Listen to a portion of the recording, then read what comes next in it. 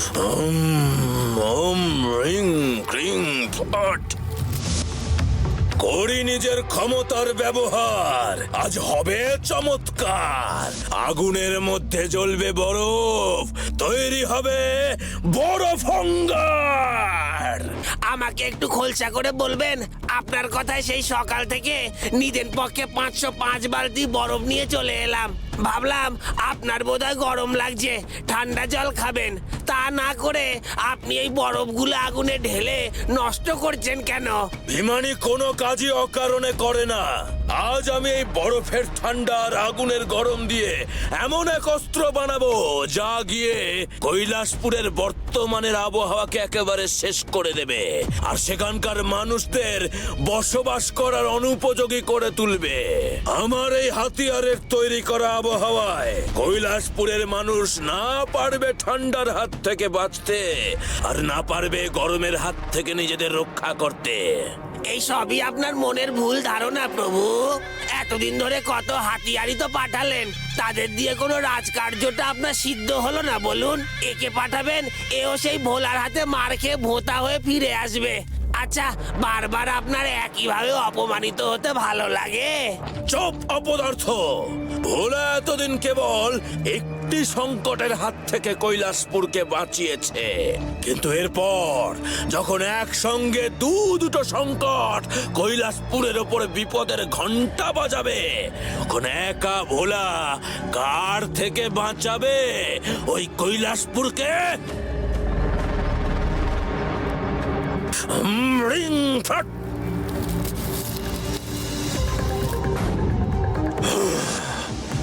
আগুন আর বরফ মিলল তাও মেনে নিলাম, কিন্তু তার মধ্যে থেকে এরকম মূলো পোড়া গন্ধ আসবে এ তো ভাবতেও পারিনি।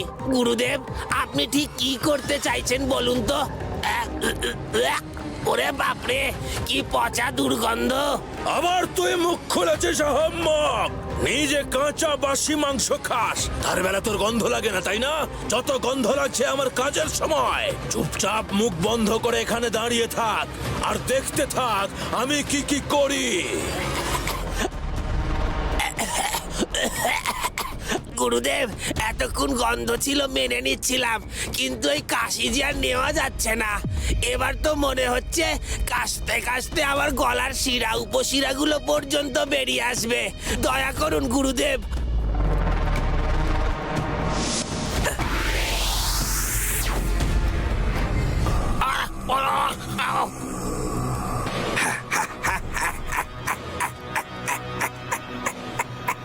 হে বিমানী প্রভু, আপনি আমাকে সৃষ্টি করেছেন, আজ থেকে আমি আপনার আজ্ঞাবহ দাস।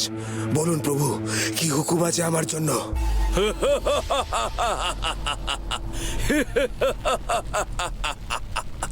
বলবো বলবো, সেই হুকুম করার জন্যই তো তোমাকে সৃষ্টি করলাম।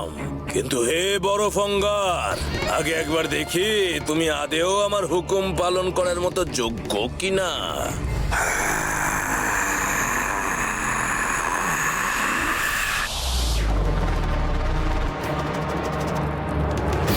ওরে বাপরে বাপ, এ তো শুধু ফু দিয়েই ঘরে জম ঠান্ডা এনে দিল।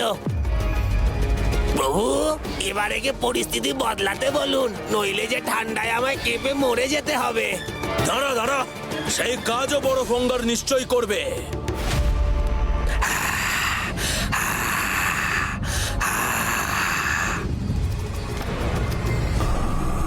ওরে বাপ, কি গরম! ঘেমে চান করে গেলাম, এত তাপ! সাবাস বরফ অঙ্গার, তোমার ক্ষমতা দেখে আমি সত্যি খুব খুশি হয়েছি। ঠিক যেভাবে আমি তোমাকে বানাতে চেয়েছিলাম তুমি ঠিক সেইভাবেই তৈরি হয়েছো। এবার তোমাকে আমার একটি বিশেষ কাজ করতে হবে। বলুন প্রভু, কি কাজ করতে হবে আমায়?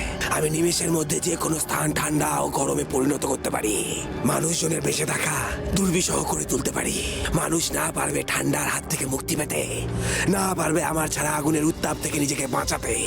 ঠিক এই কাজটাই তোমায় করতে হবে। ওই কৈলাসপুরের মানুষকে ঠান্ডা গরমে একেবারে নাজেহাল করে তাদের বেঁচে থাকায় তোমাকে দুর্বিষহ করে তুলতে হবে। আর কৈলাসপুর বাঁচাতে যখন ভোলা তোমার সামনে আসবে, তাকে তোমায় খতম করতে হবে। পারবে তো? অবশ্যই প্রভু। আমার বড় ভাঙ্গার খাঁচায় ঢুকলে কেউ আর বেশি দিন না পারে ঠান্ডা সহ্য করতে, না পারে আমার আগুনের বলয় থেকে বেরোতে।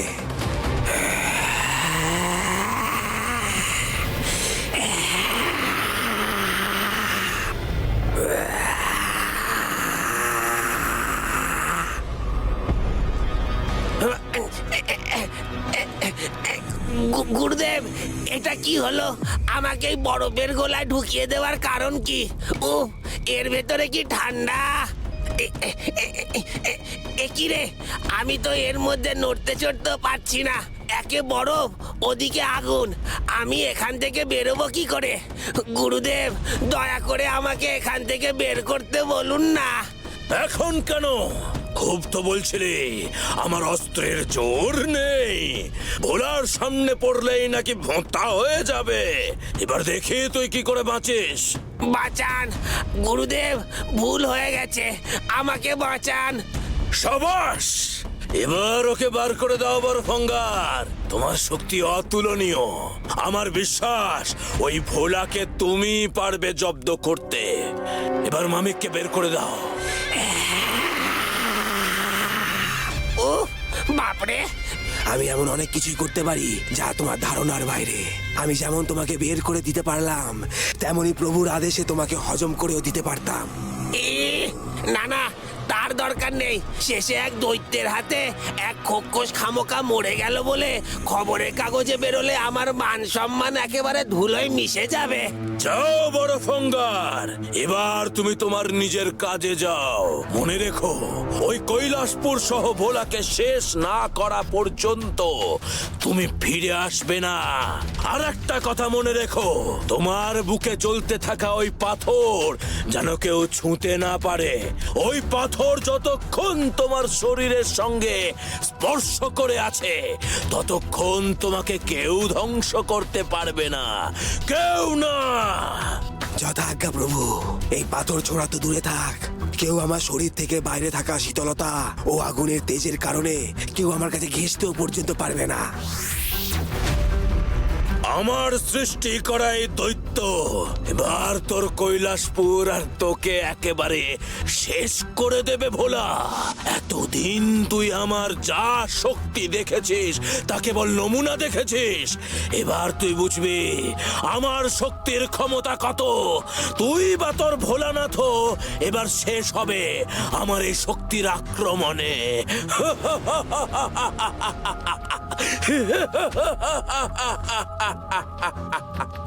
আগে থেকে কিছু বলবেন না গুরুদেব। প্রতিবার আপনি এই একই রকম ভাবে শক্তি পাঠাবার আগেই গলা ফাটান, তারপর দেখা যায় সব ফুস হয়ে উবে যায়। এবার তা হবে না। এবার ভোলা কিছুতেই টিকতে পারবে না আমার সৃষ্টি করা বরফঙ্গারের সামনে। ওরম মনে হয়। চুপ বেয়াদব বেটা বজ্জাত খোকস! তোকে বরফঙ্গারের পেটে যেতে দিলেই ভালো হতো। দূর হ এখান থেকে, দূর হ।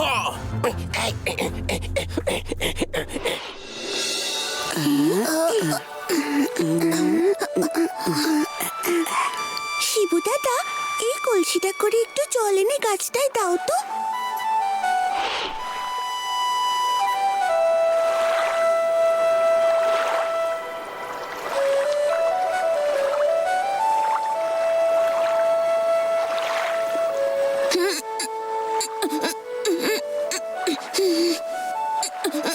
এই রে, এই কলসি তো আমি চাগাতেই পারছি না।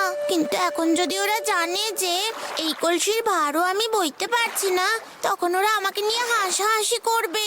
ওই নন্দীটা তো মুখিয়ে আছে আমার পিছনে লাগার জন্য। না না, আমাকে এই কলসি তুলতেই হবে।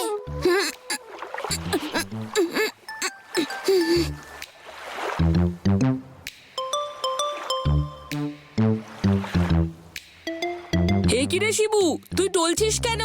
বুঝেছি, এই এক কলসি জলের ভারটুকুও তুই তুলতে পারছিস না, তাই তো? কে বললো পারছি না? দেখ না, এত দূর নিয়ে তো আমিই এলাম, তুই কি আনলি? শোন, তুই যতটা ভাবিস আমি অতটাও দুর্বল নই। সে তো দেখেই বোঝা যাচ্ছে একেবারে বেঁকে গেছিস ওই এক কলসি জল তুলে। সে হতেই পারে, আমি তো তোর মতো এমন রাক্ষসের মতো খাই না যে আমার গায়ে মহিষের মতো শক্তি হবে। আমি যতটা খাই আমার গায়ে সেইটুকুই শক্তি আছে। কি? আমি মহিষ? আমি রাক্ষসের মতো খাই? দাঁড়া, আমি তোর আজ মজা দেখাচ্ছি। এই আসবি না, একদম কাছে আসবি না, আমি কিন্তু পড়ে যাব। যা পড়ে, তবু আমি ছাড়বো না। আমাকে রাক্ষস বলার সময় মনে ছিল না? আরে তোরা ঝগড়া না করে আগে তো জলটা গাছে ঢাল। ঢালবো ভোলা, অবশ্যই ঢালবো। তবে এই জল আর গাছে নয়, আমি এই জল ঢালবো শিবুর গায়ে।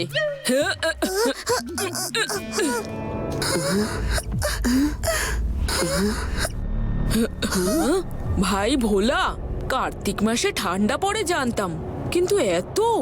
ওরে বাপরে, এ তো গা পুড়ে যাচ্ছে। কার্তিক মাসে কিছুটা গরমও হয়, কিন্তু এত তাড়াতাড়ি ঠান্ডা গরম তো কোনোদিনও হয় না রে।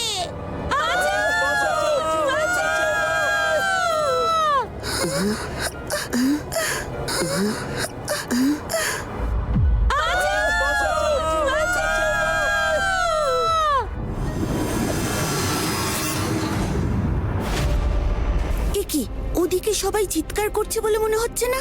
হ্যাঁ বলে দাদা, মনে হচ্ছে কিছু একটা হয়েছে ওদিকে। আবার আমাদের গ্রামে কি সমস্যা এলো? ওরে বাবা, আমার আবার ভয় করছে। দূর ব্যাং, আগে কি হয়েছে সেটা তো দেখবি, তারপর না ভয় পাবি। একেবারেই তাই, চল আমাদের এক্ষুনি ওদিকে যেতে হবে।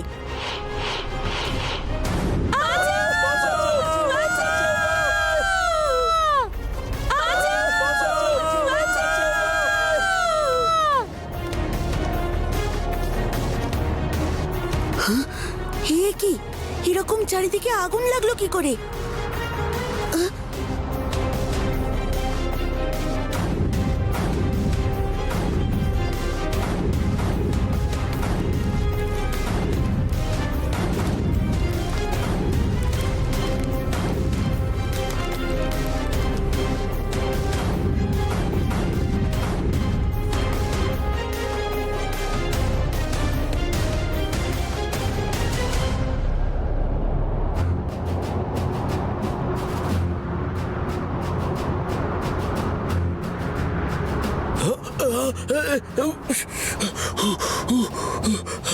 এ কি রে ভাই, নিমেষের মধ্যে জমা জল বরফ হলো, আবার এত গরমও হয়ে গেল।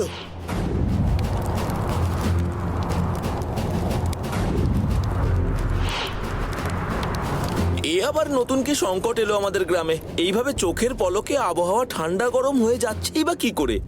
কিছুই তো বুঝতে পারছি না। তবে এ তো প্রকৃতির সাধারণ কোনো কারণে ঘটছে বলে আমার মনে হচ্ছে না। তার মানে এর পেছনে নিশ্চয়ই অন্য কেউ আছে। ঠিক বলেছো মহাদেব কাকা, আমাদের গ্রামের পরিবেশ এইভাবে নয়তো পরিবর্তন হতেই পারে না। আমাদের সবার আগে এই কারণটা খুঁজে বের করতে হবে যে কেন এরকম হচ্ছে।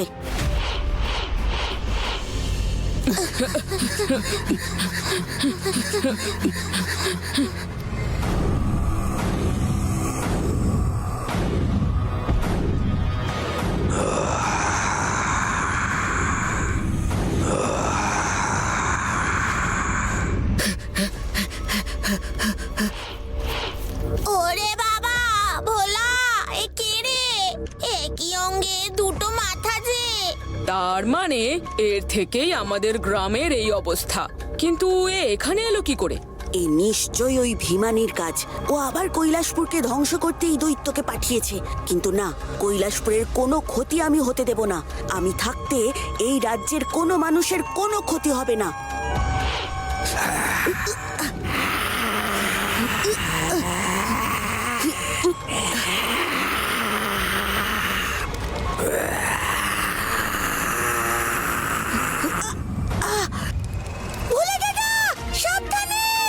দেখে যা ভোলা, এই দৈত্য কিন্তু সাংঘাতিক। এই দৈত্য নিশ্চয়ই ভোলার কোনো ক্ষতি করতে পারবে না। বল, ভোলার তো অনেক শক্তি। কিন্তু এরকম ভাবে একই সঙ্গে দুটো বিপদ তো ভোলা দাদার সামনে আগে কোনোদিনও আসেনি, তাই না?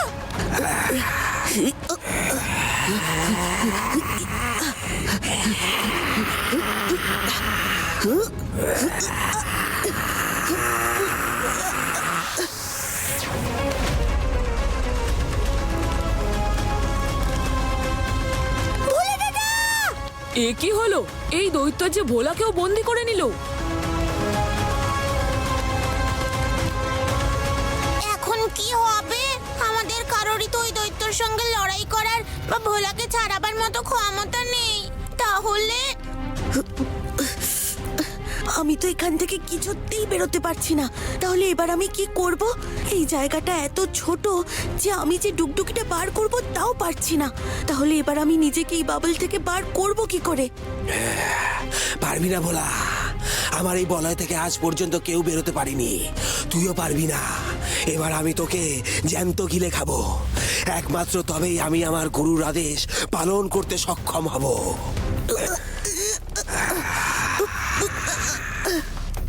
সর্বনাশ! ওই বলাই তো ক্রমশ ওই দৈত্যটার দিকে এগিয়ে যাচ্ছে। এইভাবে চললে তো ওই দৈত্য বলাটা তাকে খেয়ে ফেলবে।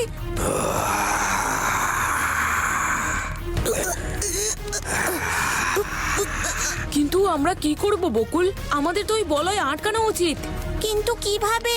আমাদের কাছে তো ভোলার মতো শক্তিও নেই। শক্তি নেই তো কি হয়েছে শিবু দাদা? আমাদের কাছে তো বুদ্ধি আছে। এই দেখো, ওই দৈত্য ছোড়া আগুনে চারিদিকে আগুন জ্বলছে। আমরা ওই আগুন লাঠি ধরে তা জ্বালিয়ে যদি ওই বলয়ের দিকে ছুড়ি, তাহলে সেই আগুনের তাপে বরফ নিশ্চয়ই গলে যাবে।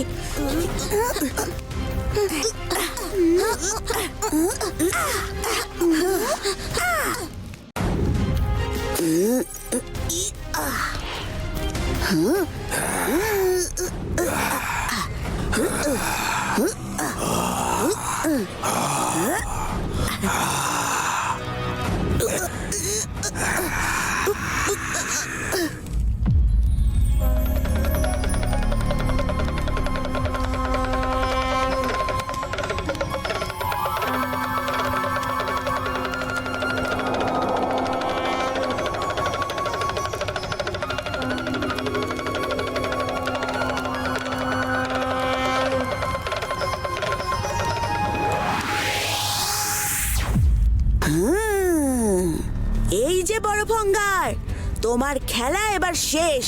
তুমি ওই ভীমানির কথায় আমাদের রাজ্যে ঢুকে আমাদের অনেক অনিষ্ট করেছো, কিন্তু এবার তোমাকে মরতে হবে।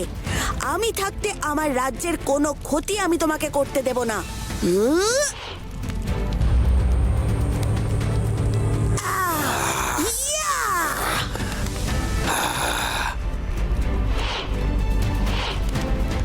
আমার মৃত্যু নেই ভোলা, তুই আমাকে মারতে পারবি না। আগুন, জল, বায়ু কিছুই আমাকে মারতে পারবে না।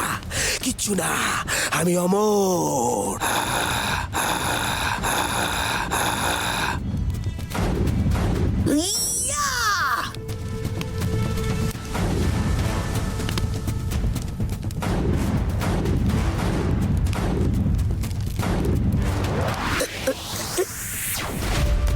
সত্যি তো আগুনও শরীর ছিল, কিন্তু ওর তো কিছুই হলো না। তার মানে সত্যিই কি এই দৈত্যকে শেষ করার কোনো উপায় নেই? আরে, ওর বুকে ওটা কি? তবে কি ওটার মধ্যেই লুকিয়ে আছে ওর প্রাণ শক্তি? একবার ওই পাথরটা ওর শরীর থেকে খুলে নিয়ে আমাকে দেখতে হবে।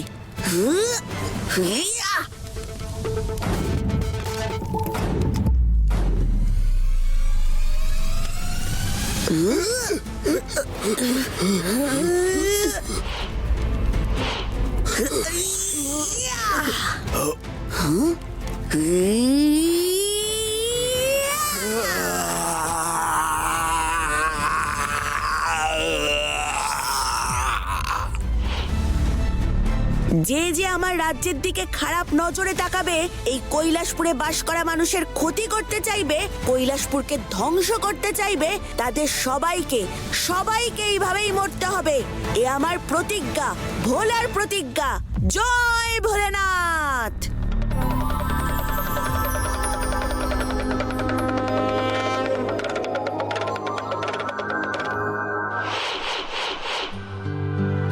ভোলা বাবা, তুই ঠিক আছিস তো?